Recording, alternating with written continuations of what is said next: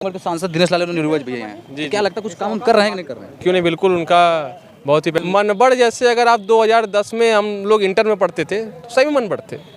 वो एटमॉस्फियर, माहौल, मैं आपको बताऊं, इस पार्क में उनके विकास का बाधक बनाऊं ना, उस जमीन पे अपना घर बना के, तो मेरा घर भी गिरा दिया जाए तो मुझे आपत्ति नहीं है। अगर मैं जी स्वागत हमारे चैनल पे आपका। अरे आप हमारा जी, धन्यवाद।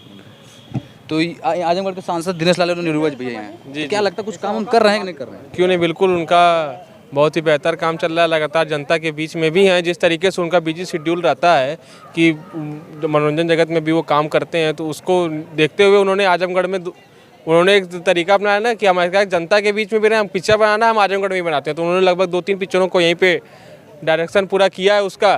तो इससे कहीं ना कहीं आजमगढ़ में थोड़ा रोजगार लोगों को भी बढ़ा और नाम भी गया, और सांसद जी लोगों के बीच कनेक्ट भी रहे, लोग उनसे मिलते जुलते भी रहे अपने समस्याओं को लेकर। कुछ लोग कहते हैं कि मुझे लगता है कि काम नहीं करते हैं जितना जब फिल्म में करते हैं, सच्चाई कितना इसमें है? नहीं, जैसे देखिए, ये क्या है ना कि ये उतना ही काम करते हैं जितना करना चाहिए। मतलब फिल्म में भी करते हैं, उनका प्रोफेशन है। राजनीति उनका पैसा कमाने का जरिया नहीं है। राजनीति उनकी समाज की सेवा के लिए, लेकिन समाज की सेवा करने के लिए पैसे की भी आवश्यकता है ना। तो उस पैसे की आवश्यकता को पूर्ति के लिए वो अभिनय करते हैं और समाज की सेवा के लिए वो राजनीति करते हैं। ये एक ऐसे नेता नहीं ना है जैसे माननीय, जैसे जो लोग कहते हैं वो फुल टाइम राजनीति करते हैं, तो उससे पूछे उनके पास जीविकोपार्जन के लिए या 4 लाख करोड़ की गाड़ी चलने के लिए पैसा कहाँ से आता है? इसी बताइए, आप बेरोजगार हैं कि रोजगार? नहीं, मैं रोजगार हूँ। सरकार अनुमति दी है आपको? हाँ, स्वयं खोले हैं? नहीं, सरकार ने मुख्यमंत्री युवा स्वरोजगार योजना से मेरा 2019 में मैंने 5 लाख रुपए का लोन लेके एक लॉन्ड्री डाला है, जिसमें मुझे 25% सब्सिडी। बड़ा मज़ा आया ये देख के ना कि मैं गया विभाग पे, वो बोले आपका वो एक कागज़ कम है, क्या कहते हैं कि ये आपका क्या सब्सिडी जाने के लिए उसको लेते आइएगा। तो मैं कहा ठीक है, और मैं 2 दिन तक नहीं जा पाया, और मैं अचानक तीसरे दिन बैंक गया तो मेरी सब्सिडी आ चुकी थी बैंक में। अच्छा। वो अभी भी है, बैंक ऑफ इंडिया ब्रांच है, रैदोपुर दुर्गा जी मंदिर सामने, आप देख सकते, पता कर सकते हैं। एक हम आपसे बात करना चाहते हैं, जिस तरह ये पार्क बना आजमगढ़ में, अगर इस तरह पार्क आप आपको गांव में जानते होंगे। अरे मेरा गांव है खरियानी के पास। तो उस गांव में अगर प्रधान ऐसा अगर पार्क उनके जिम्मे मिले बनाने के लिए, इसमें खर्चा कितना आया होगा? ऐसा प्रधान बनवा देखिए जैसे जानते हैं कि उनके जिम्मे ये काम नहीं है, उनका तो ये काम ही है। अब जैसे एक प्रधान है, उसके पास प्रधान का निधि आती है, और उसका क्या काम है कि वो जो ग्राम सभा, जिस ग्राम सभा का प्रधान है, उसका सर्वांगीण विकास कर रहा है। इसी काम का तो पैसा उसके पास आता है ना। ये उस प्रधान की ये सोच को अपने आप को बढ़ाना पड़ेगा कि मुझे अगर आज मौका गांव की जनता ने दिया है, तो मुझे गांव में क्या करना है, सीसी बिछवाना है। उन्हें अपने घर के पैसे से नहीं बिछवाना है, किसी की सरकार उनको वो फंड आता है। लेकिन आप देखेंगे कि गांव का प्रधान बनते ही सबसे पहले वो स्कॉर्पियो खरीदते हैं, उसके बाद अपना घर बनवाते हैं। तो शायद ये पार्क बनवाने के लिए उनके पास सोच ही नहीं है उनकी। मुझे लगता है ज़्यादा खर्चा इसमें नहीं आया होगा, आप देख सकते हैं। पर और किस गांव में जमीन नहीं है? हर गांव में बहुत कई एकड़, हर गांव में बंजर है, हर गांव में ग्राम सभा की जमीन है, हर गांव में धोबी घाट होता है, हर गांव में शमशान घाट होता है, सबकी जमीनें आरक्षित है। लेकिन अगर आप उस कागज़ उठा देखेंगे तो कहीं ना कहीं किसी का घर बना हुआ है, आप गिरवाइए उसे। अगर कोई भी, देखिए आज अगर मेरा घर धोबी घाट पे है, निश्चित रूप से मैं बोल रहा हूँ, मेरे क्या बुलडोजर चलेगा तो मुझे पर्सनली बुरा लगेगा। लेकिन जो वो 1000 लोगों के लिए वहाँ पे कुछ विकास का कार्य होगा, तो मैं तो उनके विकास का बाधक बनाऊँ ना, उस जमीन पे अपना घर बना के, तो मेरा घर भी गिरा दिया जाए तो मुझे आपत्ति नहीं है, अगर मैं गलत हूँ। अच्छा। सांसद के कार्य क्षेत्र में जो एयरपोर्ट बन रहा है, इंटरनेशनल एयरपोर्ट बन रहा है, उस पर क्या कहना चाहते हैं? ये तो आजमगढ़ के विकास का बहुत बड़ा योगदान साबित करेगा। और आप देखिएगा, क्योंकि आप बनारस एयरपोर्ट पे जब जाके पहुंचेंगे तो देखेंगे वहाँ 50% से 30% की भीड़ जो रहती है वो आजमगढ़ के लोगों को रहती है। तो अब उन्हें इस चीज़ से समस्या से निजात मिलेगी ना। और आप खुद ही जान जाइए कि अगर किसी भी क्षेत्र में रेल, रोड और एयरपोर्ट की सुविधा, कनेक्टिविटी शानदार कर दी जाए, तो वो क्षेत्र ऑटोमेटिक विकास की तरफ बढ़ जाता है, क्योंकि फिर वहाँ पर डेवलपमेंट। अभी बताइए क्यों हम इंडस्ट्री आज के 8 साल पहले आजमगढ़ में लगाते? कोई व्यापारी, मैं व्यापारी मान लीजिए, मैं अपना पैसा यहाँ क्यों निवेश करूँ? कारण उन्होंने, मेरे पास रोड नहीं है, मुझे निवेश करने से पहले रंगदारी देनी है, निवेश करने के बाद हर महीने रंगदारी देनी है, तो मैं ऐसी जगहों पे क्यों निवेश करूं? इसीलिए आज तक उत्तर प्रदेश की इन्वेस्टर समिट दिल्ली में हुआ करती थी और निवेश नोएडा और गाजियाबाद में हुआ करता था। आज बड़ी खुशी की बात है कि आजमगढ़ में भी, मैं तो अभी एक ही लोग का जानता हूँ, वो पेपर में पढ़ा था, मैं था नहीं, लखनऊ में था, अभिषेक जायसवाल दीनू जी जो हैं, उन्होंने 10 करोड़ का निवेश आजमगढ़ में इन्वेस्टर समिट में दिया है। तो ये अच्छी बात है ना। अब उनको ये चिंता नहीं है कि मैं 10 करोड़ रुपए का अगर अभी निवेश करूं अपना पैसा, तो मुझे 10 करोड़ का 2 करोड़ रुपया पहले रंगदारी देनी पड़ेगी। इस चिंता से निदान है। उनके पास आज रोड है कि वो अपने सामान को यहाँ से अमृतसर भी रुबाया रोड एक अच्छे तरीके से कम बजट में भिजवा सकते हैं। तो उनके लिए ग्रोथ करने का अवसर, तो वो पैसा लगाएंगे। तो जिन लोगों की ज़मीन गई वो लोग देने के लिए एतराज़ है? वो लोग कह रहे हैं कि हम जान देंगे पर ज़मीन नहीं देंगे।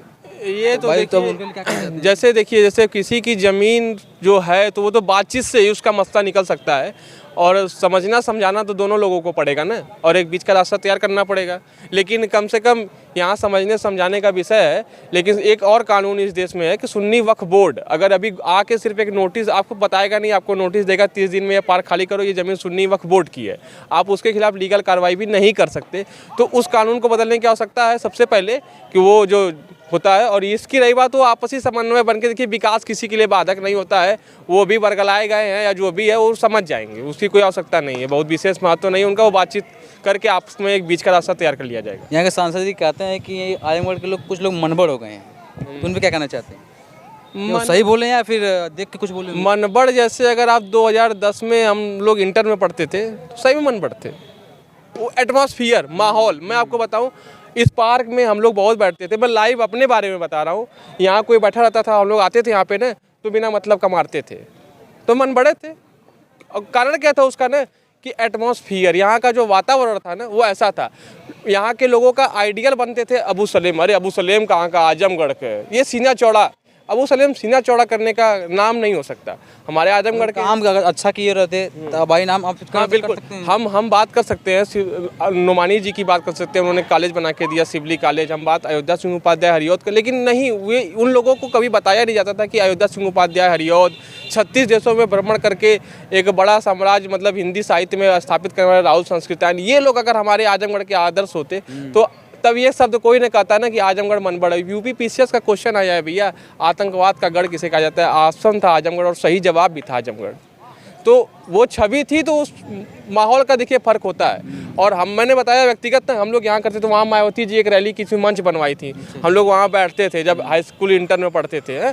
तो ये ऐसा माहौल नहीं था यहाँ पे। और यहाँ पे ऐसे 2 4 5 अगर बाहरी आते थे तो मार खाते थे, और हम ही लोग मारते थे, क्योंकि हम लोग मनबड़ थे, क्योंकि यहाँ का वातावरण ऐसा था। इस समय मेरी कोई गुस्ताखी नहीं होती, किसी से ठोकर लग जाती है तो होता चलो भैया कोई बात नहीं, मेरी ही गलती थी। क्यों? माहौल किसने चेंज किया? माहौल निश्चित रूप से महाराज जी ने चेंज किया है, जिसकी शुरुआत 2014 में मोदी जी ने की, और यहाँ का कार्य करने की जिम्मेदारी महाराज जी को दी गई, और महाराज जी ने उस काम को किया, तभी आज 10 करोड़ 50 करोड़ का निवेश आजमगढ़ जैसे जिलों में अगर आ रहा है, तो इसका यही कारण है ना। आप चौक चले जाइए, व्यापारी वर्ग हैं, आप किसी से पूछिए कि आप क्या आज दुर्गा यादव जीतते चुनाव इसी बार का, क्योंकि उन्होंने उस जोन को फ्री कर दिया था, यहाँ से कोई नहीं लेगा, और वो वोट वहीं जाता है, चाहे वो कहीं किसी के साथ घूमे, क्योंकि जानते थे कि इसके पहले जानते थे कि अगर सुरक्षा रहना है भाई तो इन्हीं के साथ रहना है। इनके साथ रहने से ये फ़ायदा कि हमें रंगदारी नहीं देनी है, और आज वो फ्री हो चुके हैं। आज उनके चाहने ना चाहने से कोई फ़र्क नहीं पड़ता, किसी की हिम्मत नहीं जो रंगदारी ले ले, चाहे वो कोई भी हो, बड़े लोग हों चाहे छोटे लोग हों। अब सब लोग अपने घर के अंदर है, व्यापार करें अपना, काम करें अपना, और अगर अपराध में अपना करियर बनाना चाहते हैं तो फिर उनके लिए तो जेल और मौत, तीसरा कोई ऑप्शन नहीं है। सांसद यहाँ रिंग रोड बनवा रहे हैं, क्या लगता है बनवा सकते हैं? क्यों नहीं बना सकते? आजमगढ़, आप अगर देखा जाए ना, आजमगढ़ की आबादी 50 लाख के ऊपर है। आजमगढ़ का क्षेत्रफल पूरे उत्तर प्रदेश का चौथा सबसे बड़ा जिला है आजमगढ़, और बहुत छोटा शहर है। मतलब सिधारी से शुरू होते सिवली तक पहुंचने के बाद शहर ख़त्म। अब मैं ये विजन कर रहा हूं कि आने वाले 10 साल में आप देखेंगे ना कि हमारा शहर यहाँ रानी की सराय नगर निगम में रहेगा, यहाँ का बमहौर तक ये जो हथिया गांव ये नगर निगम में रहेगा, तो ये सब विकास ही होगा। आप सोचिए, जैसे ये कोलघाट गया शहर ख़त्म, तो जब तक यहाँ पे चीज़ें डेवलप नहीं होंगी, आप कैसे इसको क्या कहते हैं, तो ये हमारे लिए बहुत अच्छी बात है। अगर रिंग रोड बने, जितना इंफ्रास्ट्रक्चर मजबूत होगा उतना यहाँ के लोग मजबूत होंगे, उतना व्यापार बढ़ेगा। और फिल्म सिटी बनाने की बोल रहे हैं लोग यहाँ पे, भोजपुरी फिल्म सिटी, अच्छी बात है, ज़रूर अगर उनका प्रयास है, वो चाह रहे हैं, मेहनत कर रहे हैं, भगवान करे उनका। मुद्दा और उठाएं आई रेजिमेंट का। हाँ, ये उनका व्यक्तिगत मुद्दा है, मैं इस पर कुछ विशेष टिप्पणी नहीं करूंगा। सबको अपनी बात कहने का हक है, उन्होंने अपनी बात संसद में रखी। अब बाकी उस पर क्या विचार होता है वो मंत्रिमंडल तय करेगा, जो उसका जिम्मेदार व्यक्ति है वो तय करेगा। अगर लगेगा कि ऐसा करना चाहिए तो निश्चित रूप से विधानसभा में बिल आएगा और आई रेजिमेंट बनेगा। धन्यवाद बात करने के लिए।